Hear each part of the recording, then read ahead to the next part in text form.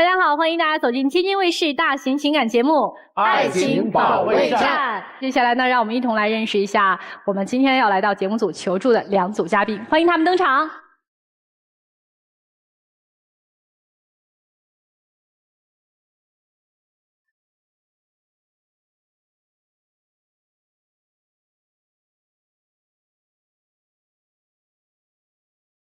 首先要疗愈的是本期第一对情感嘉宾，刘先生，45岁，来自黑龙江，外贸职员；刘女士，53岁，来自天津，退休。他们究竟遇到了怎样的情感困惑？你们的感情遇到什么问题？他表面看着特别老实，其实一点儿也不听话，而且还特别不成熟，比我女儿还幼稚。他太强势，我不服他，我感觉他就没真心接纳我。在他心里，可能前夫比我重要。你现在对你们这段感情有信心吗？我没信心，我离过婚，他没结过婚，他父母看不上我，而且他的经济条件也不如我好，还总想沾我的光。我有信心，我心大，他就特别纠结，对我要求太高，而且特别在意别人看法。看短片基本上捋清了2位的关系啊，应该是在恋爱的状态中，对吧？是的。并且男士是没有经历过婚姻的，但是女士有过婚姻。是的。说说吧，今儿为啥来我们这儿啊？刚开始跟他认识的时候，我感觉他挺温文尔雅的，而且跟我前夫的性格不一样。前夫是那种挺霸道的性格呢，比较强势。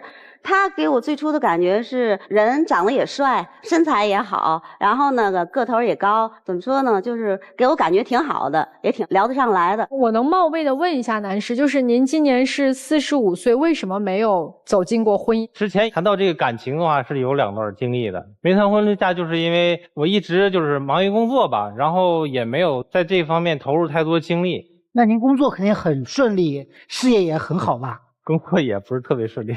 我们是在那个朋友的一次聚会上，他那个看到我以后主动过来，然后跟我聊天，然后呢我觉得也挺健谈的，挺聊得上来了，就说交往一下吧。结果到后来相处了1年多吧，然后我觉得他特别幼稚，还没有我女儿就是成熟了。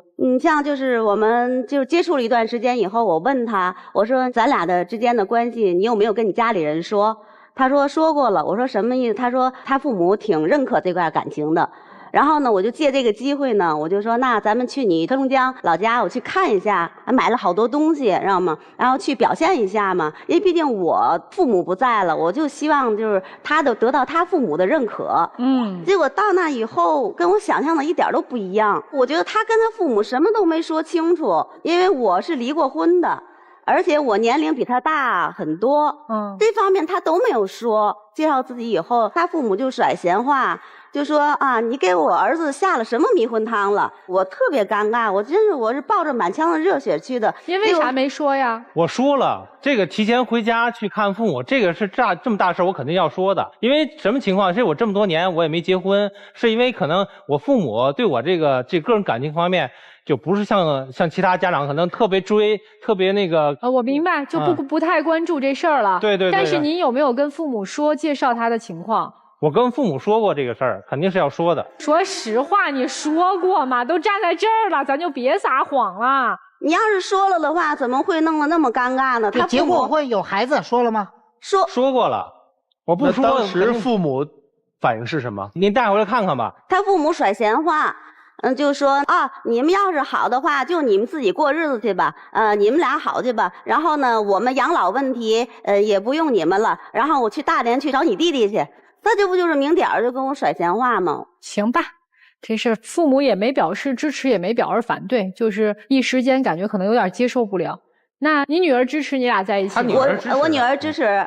然后我女儿就跟我说，那个妈妈，姥姥姥爷都不在了，然后呢，我也快结婚了。我就不想让你那么孤单。既然那刘叔叔就是挺好的，然后你跟他好好的，然后知道他的收入呢不是很高，还想呢在他的就是亲生父亲的公司里面给他找一份收入稍微高一点的，我觉得这也是女儿的一个心意吧。这我能接受吗？让她前夫给我找个工作，你说不是吃软饭也不至于吃到她前夫。那我女儿也是好心呐，恨不能让你多挣一些嘛。我觉得也没有什么呀。你前夫同意他给发工资这事儿吗？我女儿的心意，我女儿是这样跟我说的，然后我就告诉她了，然后她就跟我她就就是跟我女儿的一厢情愿，对吧？对对对，就我只能说，您和您女儿两个人都比较单纯。刚才说女儿要结婚了是吗？我女儿1月份是结婚的时候呢，肯定亲生父母都要在场的，然后呢，等于也是没邀请他们，毕竟我们俩才认识1年多，这种关系呢，我觉得还不是说，到了非要去现场。这个场合多适合我介绍我，让他这事儿有意思认识啊对吧？女儿是可以让她到爸爸的公司里去做，但是不想在结婚的这个场景里你们俩同框，这有点意思。那事后我女婿也挺懂事了，然后单请她了呀。你女儿，你说单请我，那已经不是那个场合了，再请我有什么意义啊？那你作为长辈，对吗？孩子已经请你了，你最起码得这种场合你应该包个大红包吧？他说红包。包红包什么意思？包红包是吗？是要改口费吗？我说什么改口费啊？我说如果要是再重新来一次的话，我选择不离婚，因为嘛，我觉得我没给孩子一个完整的家庭，挺那个愧对我女儿的。我说这话对她说的是一种母爱，她却理解成我对前夫的那种感情还没有放下。她就还想再跟她前夫那个再去前缘。你这话和你姑娘那事儿办的差不多。我懂了，为什么女儿会有这种想法了。随你。哎，你前夫结婚了吗？结婚了。你女儿的婚礼只请了你和你前夫去，对吧？你前夫的现任没有去吧？没有。那边他的前夫已经有妻子了，那是法律上已经合法的妻子，都没有到现场，您去算啥呀？对不对？是，对吧？后来我就确实也没去，没去算了呗就。小片里面刚才还说到收入没您高，然后处处沾您的光，这是啥意思呀？他有一套30平米的那个房子，然后呢，我现在是有2套房子，有一套80平米的。他的意思是说，把他那30平米的房子卖了，然后把我那80平米的房子也卖了，合起来买一套大一点的房子。我就没同意。我一想了。他30平米的房子能卖多少钱呢？我是80多平米的房子，我肯定卖得多呀。那岂不是我出大头了吗？这是为了未来咱们以后一起生活，不环境变好了，不挺好的事儿吗？我是觉得我们还没有到那种必须要买房子的那个阶段，毕竟才认识1年多，是吧？而且好多的事情，他的父母也没看上我，然后我周围的朋友对我们俩这种，因为我比他大那么多。也是没太看好这段感情吧，就是没信心啊！对，我是心里没有底，而且我也没有安全感。为啥没安全感呢？我不想跟他把这个经济方面捆绑在一起。他就算计特别多啊。那你拿30平让人家80平，这谁算计啊？我们共同居住啊。那你掏80平的钱呀，我就不说你算计。那房子你写你名吗？不需要写我名，他不写他名，而且其实都可以把比例给说清楚了，这是好办，这不是问题。对呀。然后呢，他呢现在的工作到他朋友的开的一个饭店给人看店，看店就看店吧，看店的老板是个女的，还对他吧就是有那个意思。你咋知道的？我去他那饭店找他呀，我就看那个饭店那老板对他就是说话的那个感觉。我是一个女人，我当然第6感觉我肯定敏感的。就是一个工作关系啊，然后我就跟他说，我说那你就换份工作吧，非得在那儿干嘛？他说人家是我的贵人，人家给我开工资。他根本就不把我的感受放在里面。等会儿，这位女老板贵人多大岁数？比我年龄长几岁，也比您长几岁是吧？是。那你心里面知道这老板对你有好感吗？我不知道。你能不知道吗你？我作为女人，我应该知道女人的那一句话，那个眼神儿，然后对她那种感觉，那明显的嘛。就只是感觉，没有发现什么具体的事儿。但是我不就劝他吗？我说那你就别在那干了。我就说他不有辆车吗？有辆那个泡水的车，我就说你把你那车呀，你旧换新嘛。我说你换辆新车，然后你去那个跑个网约车，时间也自由，挣钱不也是自己的嘛，而且还能充实自己。然后他说什么？他说他跟那个车有感情不想换车。好多年的车换什么呀？然后我说了，我说那你开我车去跑。他又说嘛你那车是紫色的，我一个大男人，我能开紫色的车去跑车吗？一天开10个小时车，你能挣多少钱？哎，你在那饭店挣多少钱？这每月能补贴我2000块钱。这是你的月收入吗？2000？不是，当然是兼职的收入。兼职的收入。他不有2份工作吗？对，我做外贸有时候不是特别忙。那你月收入多少钱？咱能透露透露吗？那个工作3800。哦，那5000多。你俩对未来有啥规划和计划吗？我觉得我跟他没有信心，没有安全感，而且他刚开始我觉得他人长得也好，也看着也挺老实的，其实他一点儿也不听话，我说的哪样他都会反驳我，而且也挺不成熟的。我对我们俩这段感情没有能力再处理了。你就要求太高，想太多了。男士，您对未来有什么计划吗？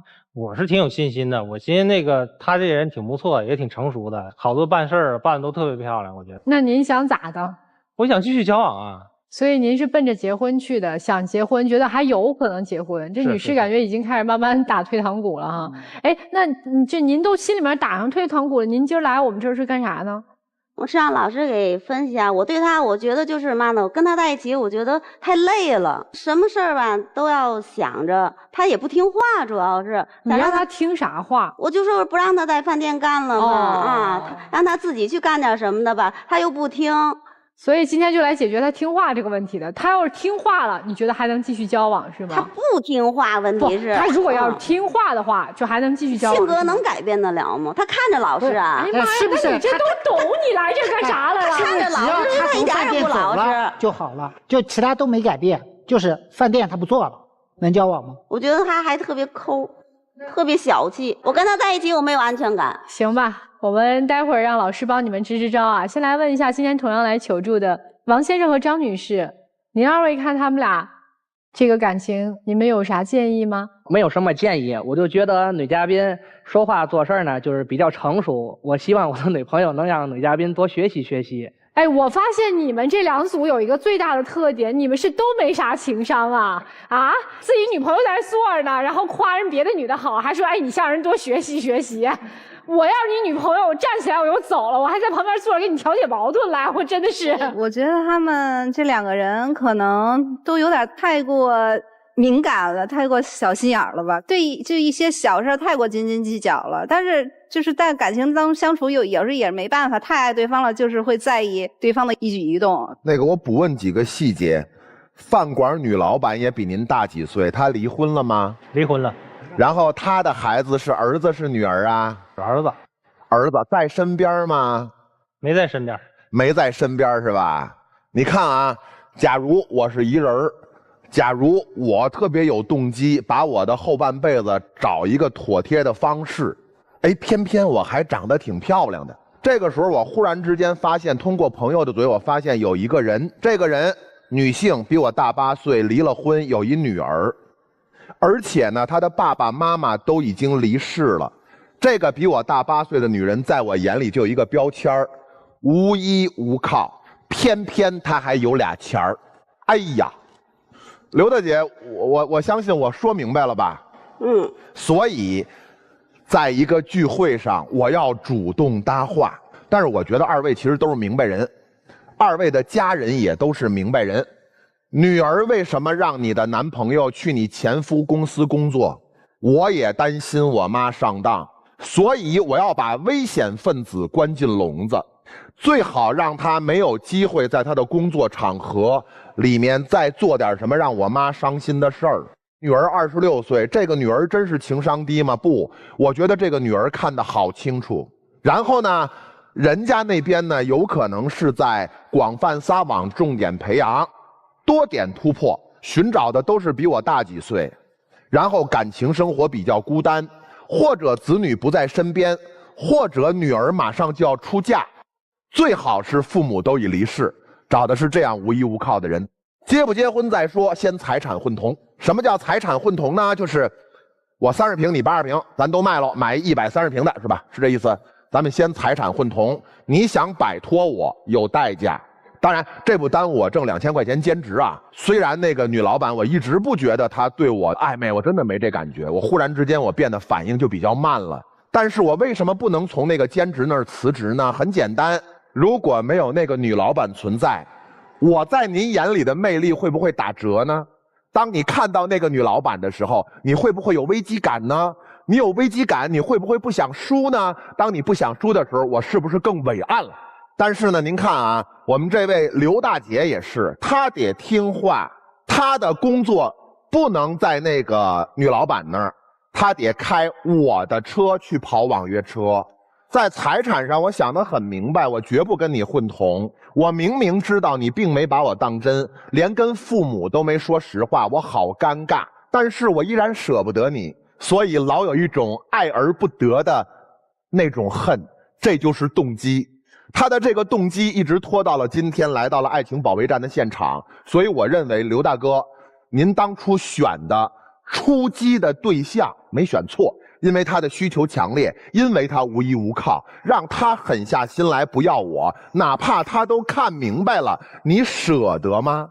所以其实二位都是明白人，只要一直保持那份清醒，我们这个恋爱就能谈下去。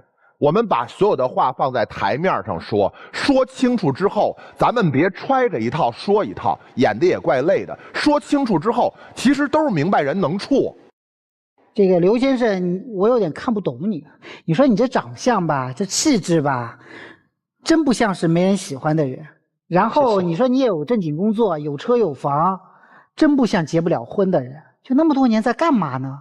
虽然我看不懂你，但我隐隐的感觉一种危强的感觉。我们说君子不立危墙之下，就您在身边有一种危险感。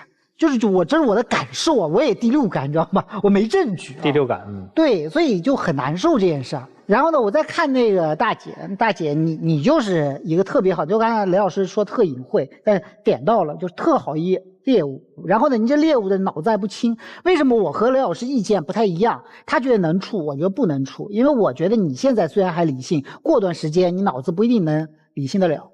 你现在没上头，过段时间不代表就不上头，等你上了头，那钱就不好说了。然后大姐，你要理解一件事啊，虽然你状态也很好，各方面也很好，但是你又要人长得帅，又要人未婚，还要人挣钱，您要的是不是有点多啊？您一退休的53岁人找一个45岁的长成这模样的，你还要他不要抠，你还得挣钱，你还得对我忠心耿耿，不能太贪。贪字到头变成一个贫字，不能贪，就是你只能要你能力范围之内的该属于你的东西啊。就我觉得你们两个人真的要谈恋爱也好，要怎么样也好，不要跟收入相关，也不要和钱相关，正正经经的看一看两个人能不能过到一块儿去的，然后过的是不是正经的生活。如果两个人过的生活刚好是舒舒服服平平常常的日子，那过下去也没事儿。否则的话让我来感受，我估计我跟你女儿的感受是一样的，就有危墙之下的感觉。所以你女儿是想拆散你们，但她不好意思说，所以她想了一辙，结果您比你女儿要单纯的多，结果您真信了，危墙之下，好不好？刘先生，该做选择的时候就得做选择，你也是不能太贪了。到了这个年龄了，有好的选择就赶紧做。俩大姐都挺好。谢谢陆琪老师啊，就解决问题还得看陆琪老师。也告诉电视机前的观众朋友们，大家如果想要找陆琪老师帮忙解决问题的话，搜索陆琪老师的微信公众号，在微信公众号上报上你是我们爱宝的老粉，就会获得新人礼包的。对于刘先生、刘女士，我其实有好多的点我都觉得，哎呀，特别的可笑，就是俩人都没看对方的内在，或者说压根儿没看，就是被外在的这个颜值所吸引，然后走到一起发现什么都不合适。我觉得不合适的话就尽快的放开彼此的手，这对彼此都负责任。但通过这件事情，我想跟刘女士以及所有离异的女性探讨一个观点啊，就是如果我们一段婚姻结束了，我们需要从这段结束的婚姻当中去反省一个什么问题？太多的女性都会觉得是我找错了人，这个人不对。于是她在下一段的感情也好，或者说再一次走进婚姻的时候，就会走极端。这个极端是什么？我一定要找一个跟我前夫完全不一样的人，最好是大相径庭。所以你就只会盯着跟你前夫不一样的那个人身上的那个点，因为你觉得他温文尔雅嘛，性格不强势。结果发现是跟你前夫不一样，但他有更加让你无法接受的那一面，这就是所谓的坑嘛。因为我们目的性太强了，所以就会掉进坑里。所以我想跟所有的离异过的女性们说一句话，离异不是我们找错人了，是因为我们可能在那段婚姻当中不懂得如何爱自己。如果你抱着说在这段婚姻当中是因为我遇错人了，我只要遇对一个人，我的婚姻就能幸福的话，那你放心，你任何一段婚姻都不会幸福。因为在婚姻当中，我们首先要懂得爱自己，然后我们才能去经营好我们的婚姻。任何的一个人在婚姻里都不是完美的，没有对错之分，只是两个人的步调可能不一致，或者在共同生活的道路上发生了分歧。所以我们不要说再去接触一段感情和一个人的时候，就要完全规避前夫的一切的那些性格啊，等等等等的。这是我想给您提的醒。所以这就是您为什么会在这段感情当中，发现他跟我前夫不一样，结果发现他蔫儿坏的，更可怕。想说的就这么多，谢谢。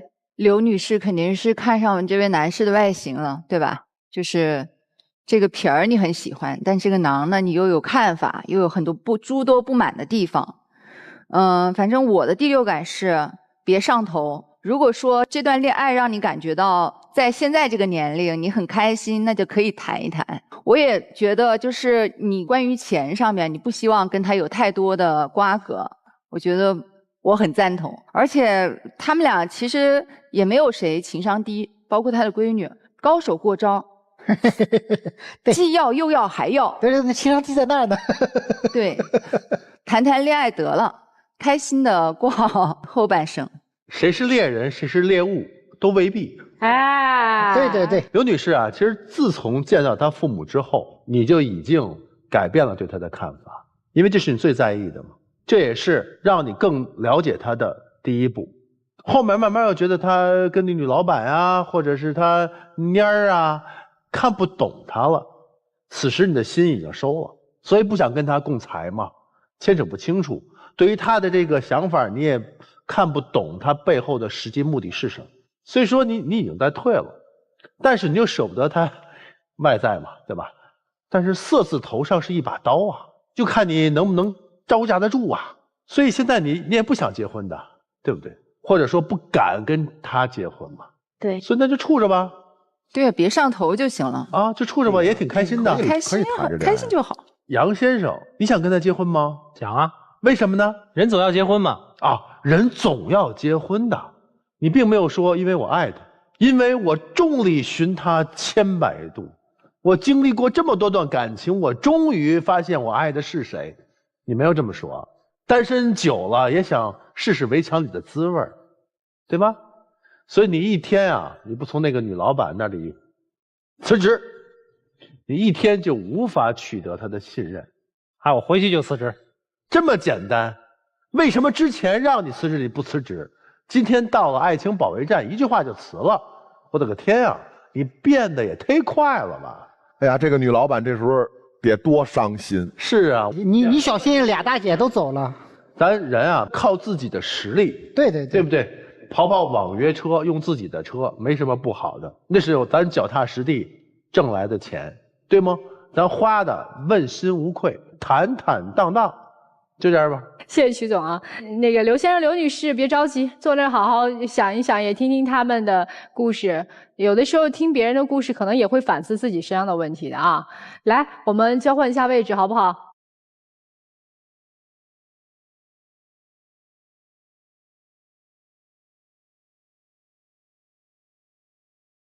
本期第二对情感嘉宾王先生32岁，来自天津，物业经理；张女士36岁，来自北京，活动策划。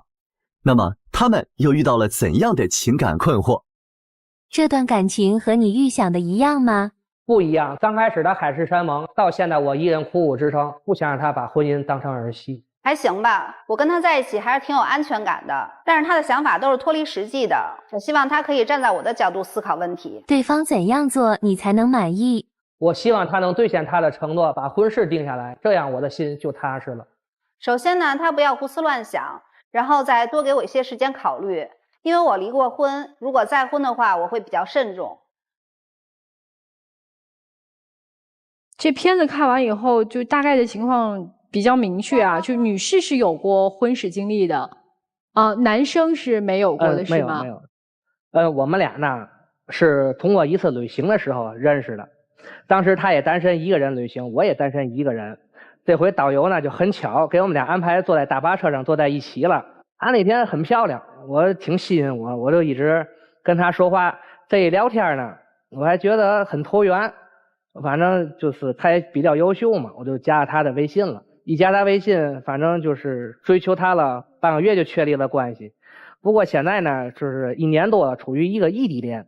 我觉得这异地恋还好吧？就北京天津的异地恋嘛啊，高铁。那您是啥意思呢？就想结束异地恋是吗？对，想结束异地恋。那您想咋的？去北京是吗？不，我想给他接到天津这边来，因为我在天津这边，有车有房，工作也比较稳定，收入也比较高。我觉得他来天津这边生活压力呢小一点，我会给他幸福。女生同意吗？来天津生活？暂时不是很想来，因为我在北京那个工作吧，刚刚稍微有一点起色。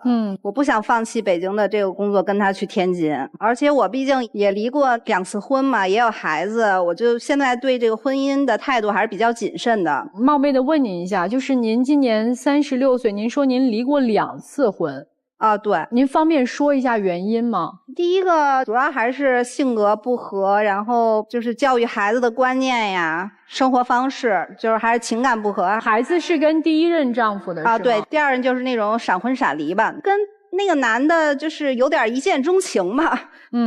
但是呢，我就后来就发现他好像还是挺花心的，就是跟其他异性交往我就真受不了，就离了。所以这个就要特别的慎重，是吗？要考虑，就不敢再闪了，是吗？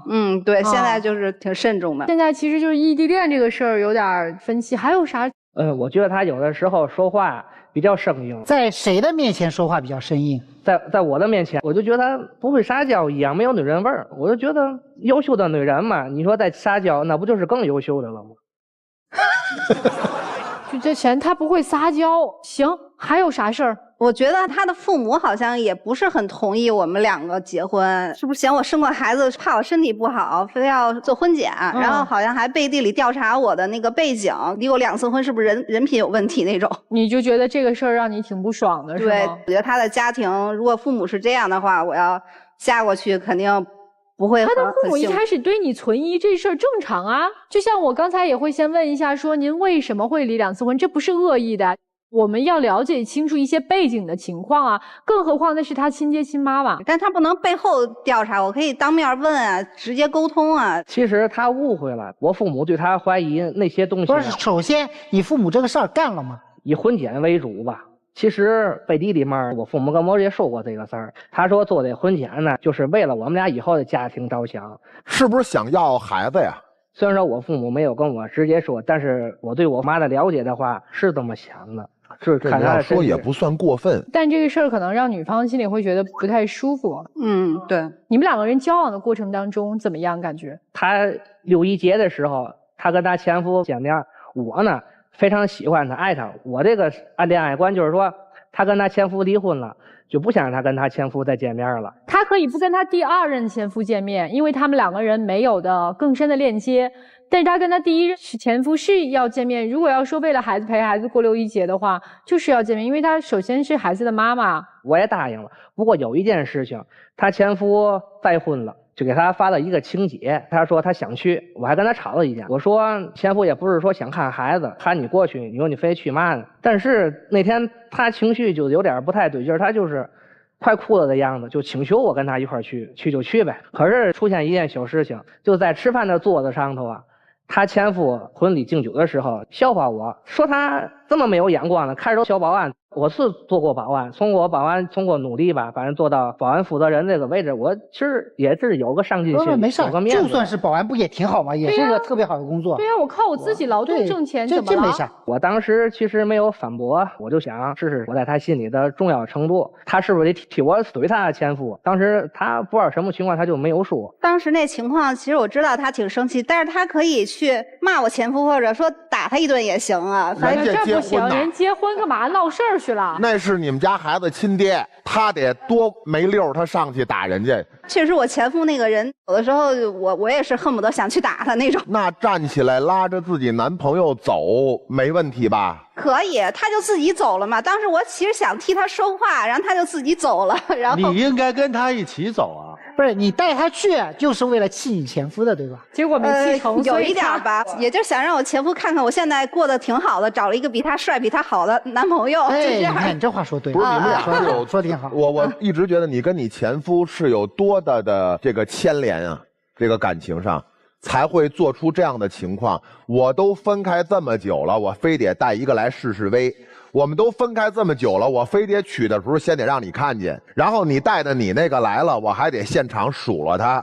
拜托，我来参加你的婚礼，我带的是祝福之心，跟我一起来的是我郑重的情感选择。在这种情况下，你当众让我带来的男朋友下不来台，对不起啊，我是来祝福你的，你是我孩子的亲生父亲。所有的宾客看到喽，我对他一直是饱含善意。现在你这样的语言攻击，那祝你们幸福。我带着男朋友走不就完了吗？我临走我还得恶心他一把。你怎么让你男朋友自己灰溜溜走了，然后您是接着吃来着吗？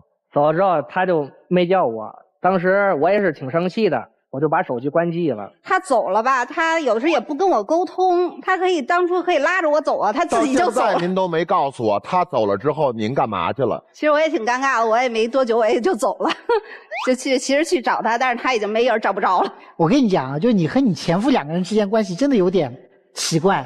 对呀，谁请自己前妻去参加婚礼对呀，好奇怪呀！怎么想都觉得这事儿有点不太对劲儿。没关系，这事儿先放在这儿。你们俩还有什么其他的事儿吗？还有就是他小心眼儿是有点敏感吧，可能也是没有安全感对我，然后就是经常发信息吧，还让我秒回信息。我可能半天没回他信息，就各种打电话、打视频，然后就逼问我在干什么，我跟谁在一块儿，把我搞得很紧张，都影响到我的工作了。然后我工作可能会经常失误多了就会扣我工资，就特别内耗。有的时候两个人。那你为什么会经常要让他去做这些什么秒回信息啊之类的动作呢？其实主要是因为两件事情。首先怎么说呢？我们俩因为是异地恋，聚少离多，约会的机会啊就少。但是每一次约会的时候，他总是抱着手机啊就发信息不理我，我也挺吃醋的。我就觉得，你说咱俩好久没见面，好不容易约一次会，你还看手机，多长时间见一次面呀？1周。我就问一下，他跟你在一块儿的时候，他抱着手机，你没问问他，您发什么信息呢？什么事儿这么重要？咱俩1星期见一面？因为主要我那个工作，它不是像那个朝九晚五，下了班就没事儿了。我的工作可能有的时候就是特别忙，就24小时随时待命。像领导啊什么同事给我发信息，我就得迅速回一下。明白了，哥们儿，你不重要。对，因为我毕竟离婚了。他说对，不是他在这个场合啊，就解释说的挺多的。我们俩约会时候，我问他，他说就是我们同事说工作的事情。我要再问的话，他就说你别问了。你还是比较小心眼儿，中心思想就是说我小气。可是我是因为在乎他，我才会问的。还有一件事情，那天打电话吧，他一直没接，发微信他也一直没回。半夜凌晨1点左右吧，给他打电话，他接了。对过呢是一个男同志接的，我就问他，我说你是谁呀？他说我是你女朋友的同事。我说这是怎么的了？他说你女朋友啊，因为应酬吧，喝多了，我照顾她，我给她附近开了一间酒店休息一下。我当时很生气，我就觉得是不是因为异地恋嘛，总不见面，我也老猜想。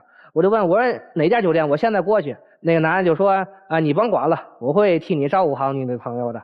后来之后就电话没有音了，我还听见就是开门关门声音，就挂断了。免不了嘛，公司应酬什么的。我那天可能就是喝多了，人家男同事就是好心是吧，就帮我送到那个旁边那酒店休息。这位男同事尊姓大名您知道吧？能找到人吧？能。事后有没有带着男同事一起跟你解释一下？对，我是跟他说了，人家男同事都有家有口的，人夫妻都不是，等会儿，这个男同事是谁？咱们知道，咱们是不是把这男同事请来？我男朋友误会了，他好生气呀。那天晚上是个什么情况？你看我这闹误会了，我跟他解释他也不听。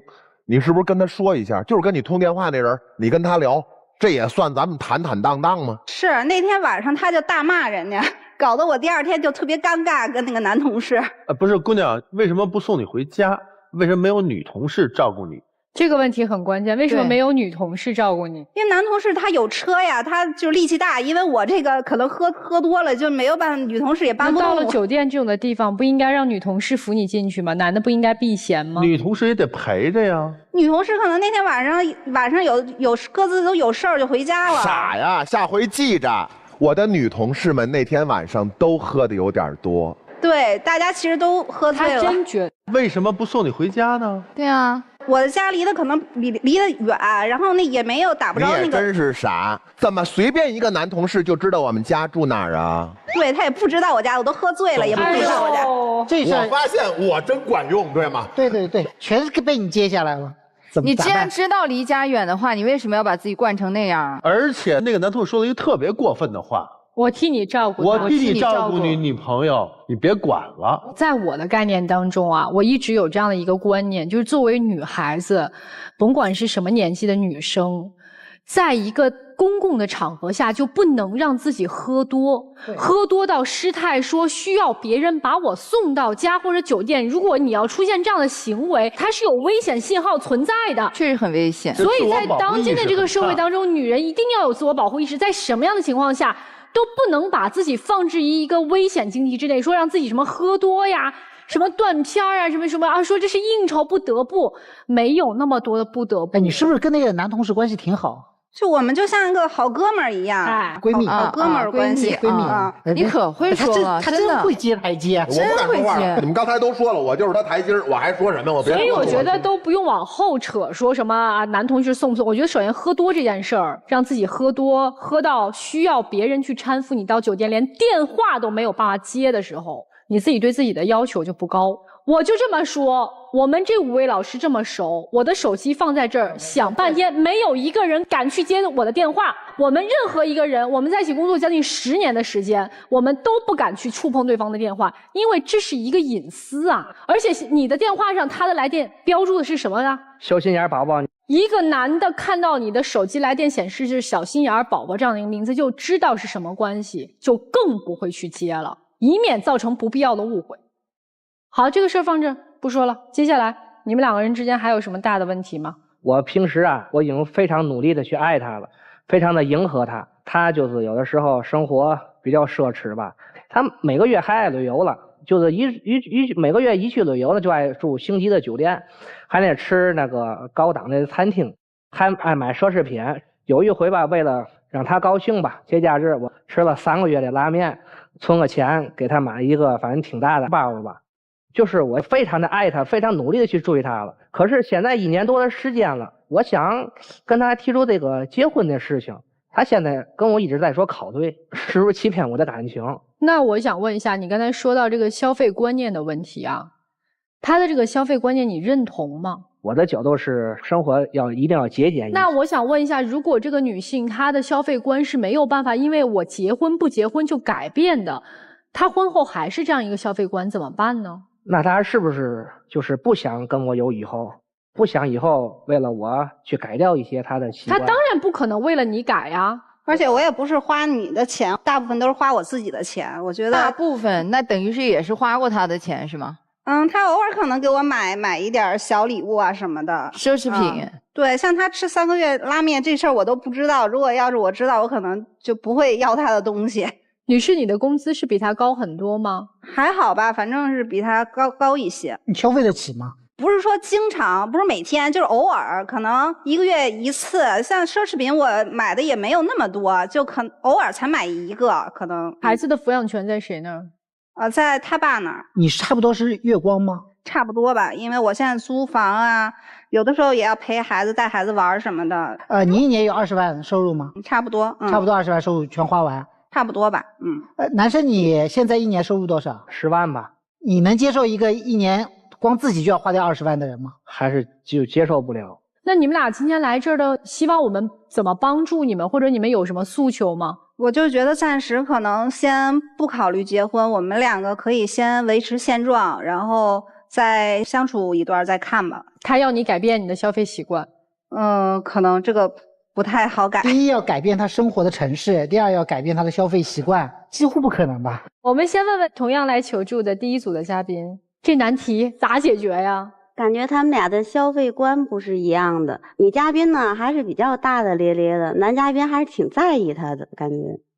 虽然就是小心眼儿嘛，小心眼儿也是在意。你觉得他们的之间的问题能调和吗？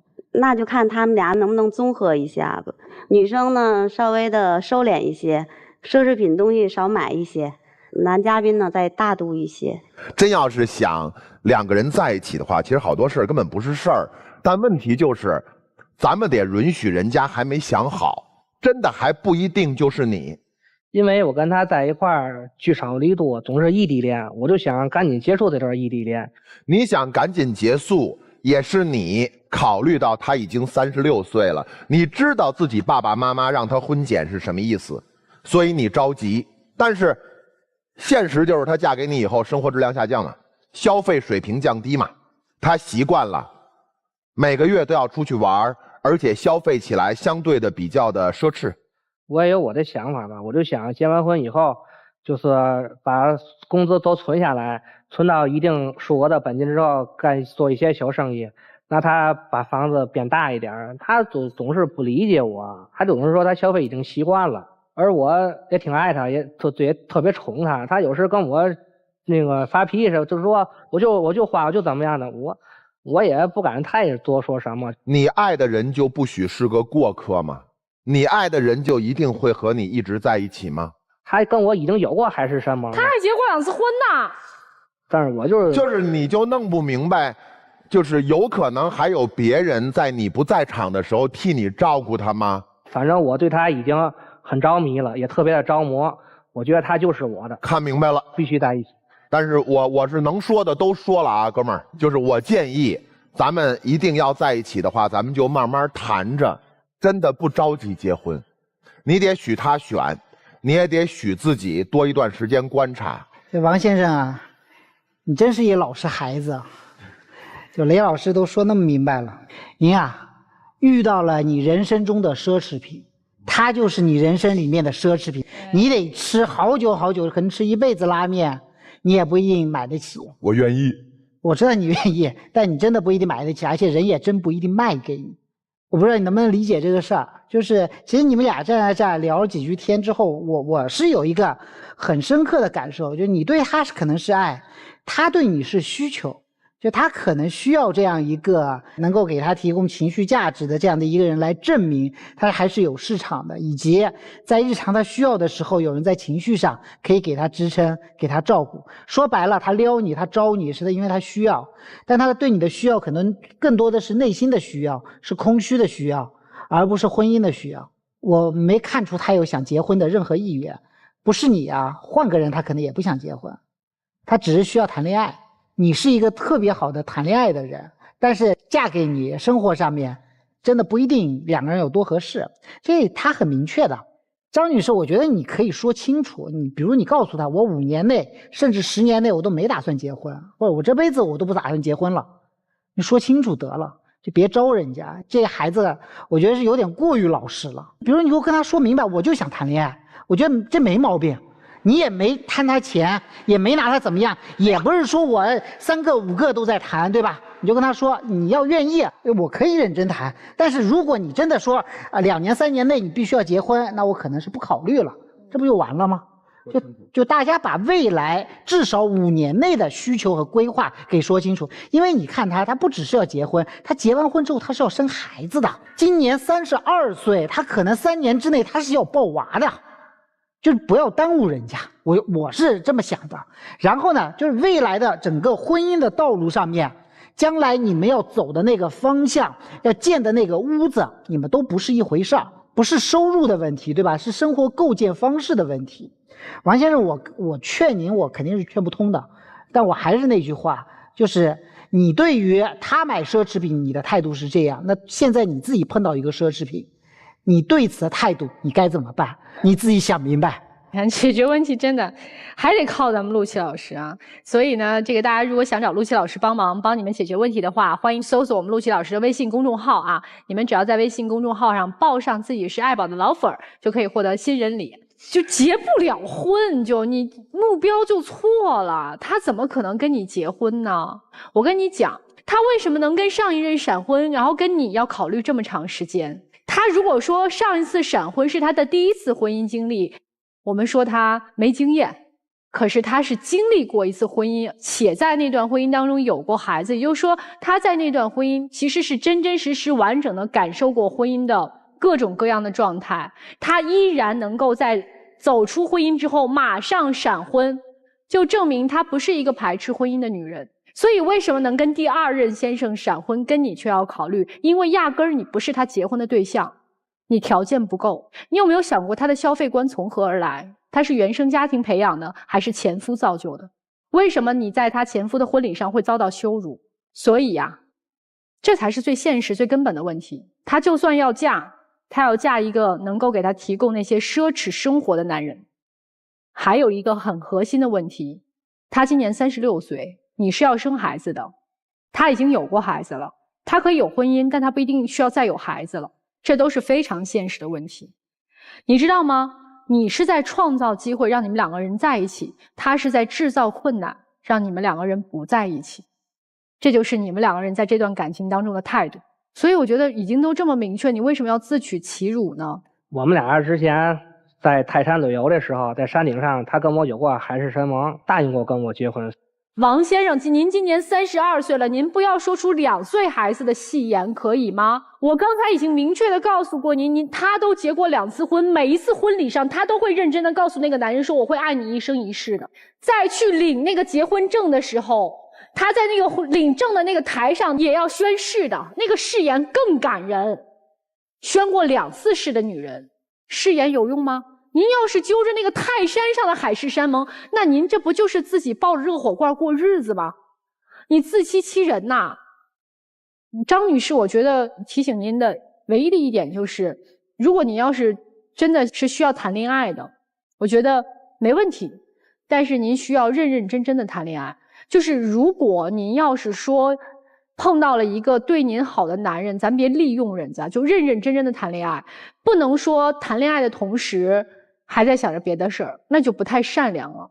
然后至于您前面2段婚姻，我觉得您应该对您人生来说是一个启示，认认真真的想自己到底要过怎么样的人生，要选什么样的人，对自己真诚，对别人也真诚。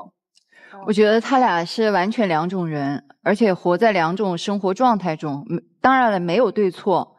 女生呢经历过2次婚姻，然后女生呢喜欢玩，然后喜欢喝酒，然后能够参加前夫的婚礼，真的这个我也没想到，很匪夷所思。然后但是这个男生呢给女生提供了情绪价值，你很享受他这种对你的这种痴情，这种着迷，这种东西呢是你和别人所感受不到的东西，这样东西可能是你精神里的一个奢侈品。然后男生呢，我觉得你还是应该止步，你的想法很幼稚。因为我也看过很多婚礼，前一天哭得稀里哗啦，第2年可能就已经分开了，然后又和另外一个人哭得稀里哗啦的，真的就是这样的。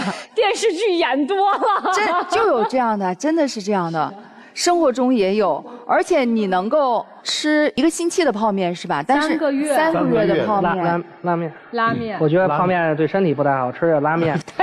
但是你想吃一辈子的拉面吗？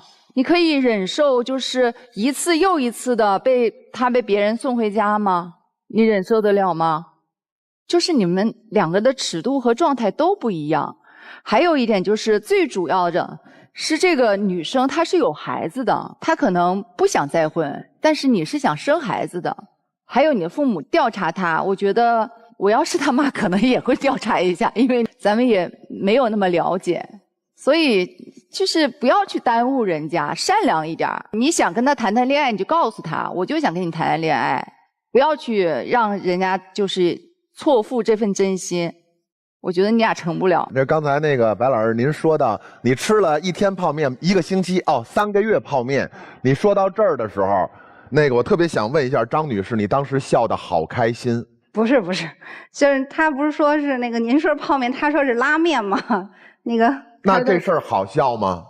不好笑，但是我但你笑了，因为你特别享受他对你的这份痴情，是吧？真的是，对，这是在酒桌上得不到的东西。但起码我不心疼这哥们儿。对，我管你3个月拉面，3个月泡面，你说错了是吧？啊，好好笑哦，我真不心疼他。你呀，应该谢谢身边张女士，你知道为什么吗？她真的让你这辈子爱了一次。要不是她，咱哪儿尝这滋味去？3个月泡面还是拉面来着？拉面，泡面身体不好。要不是她，咱哪儿尝这滋味？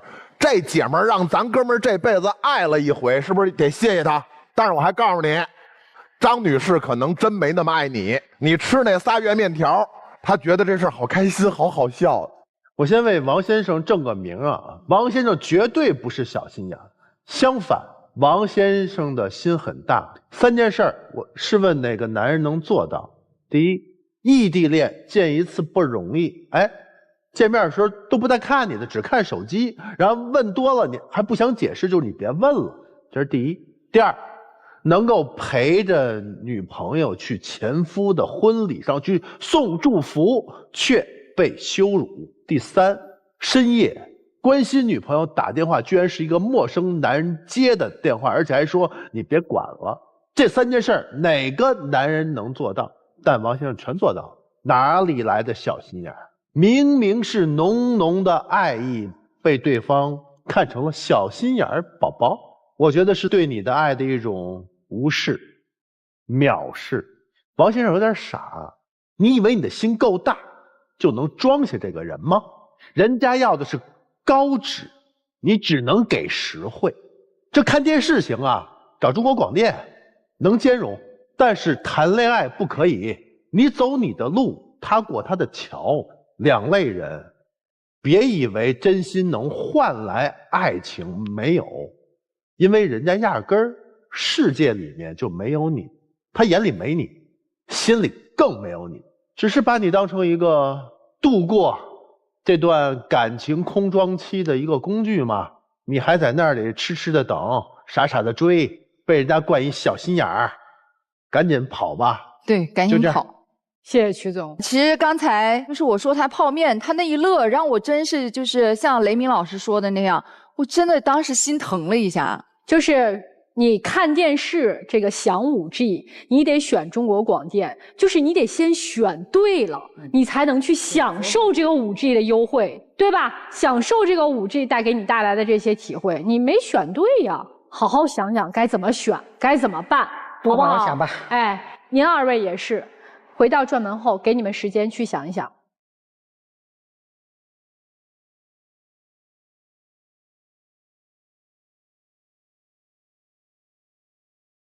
来吧，第一组刘先生、刘女士，我觉得他俩会出来的，他俩会要出来，因为他俩的那个都太清楚了。我觉得不出来吧。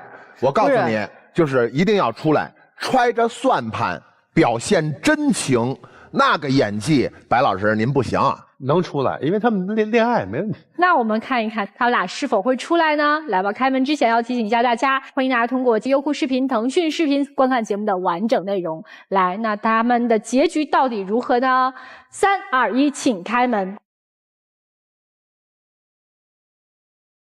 没有，有，没有，没有，没有。陆老师说对了，没有。哎呀。他俩可能真的一开始就是因为被对方的颜值吸引。那男真挺帅的，是女的也哪像50多岁的女人啊，保养的非常的好，对吧？来吧，那第2组的王先生和张女士，别出来，我觉得出来。首先，王先生那个真爱，他一定希望出来。张女士出来很简单，你们说的那么明白吧？我出来我就赢了你们所有人，你们都跟这老王说明白了吧？我愿意出来，他能跟我出来，他就能出来。你们5个能怎样？我要是张女士，我就出来。不要欺负老师孩子啊！那我们一同来期待一下答案吧。我们的节目的唯一官方报名热线是0223606301，有情感困惑的朋友可以打电话报名。记住，我们不收取任何的报名费，小心被骗。来吧，3、2、1，请开门。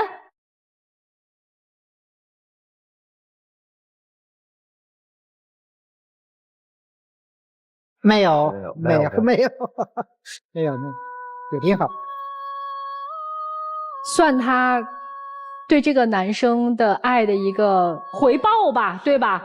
就是可能我真的没有办法跟你走进婚姻，那我就选择跟你分开，或者他们接下来还有什么其他的商量的这个可能性。但不管怎么样，我觉得大家都认认真真的、真真诚诚的对待每一段感情，诚意是最重要。对，诚意是最重要。对待感情，对待生活，生活才不会辜负你。好啦，这就是我们这一期的爱情保卫战了，非常感谢大家的收看，下期爱情保卫战再见。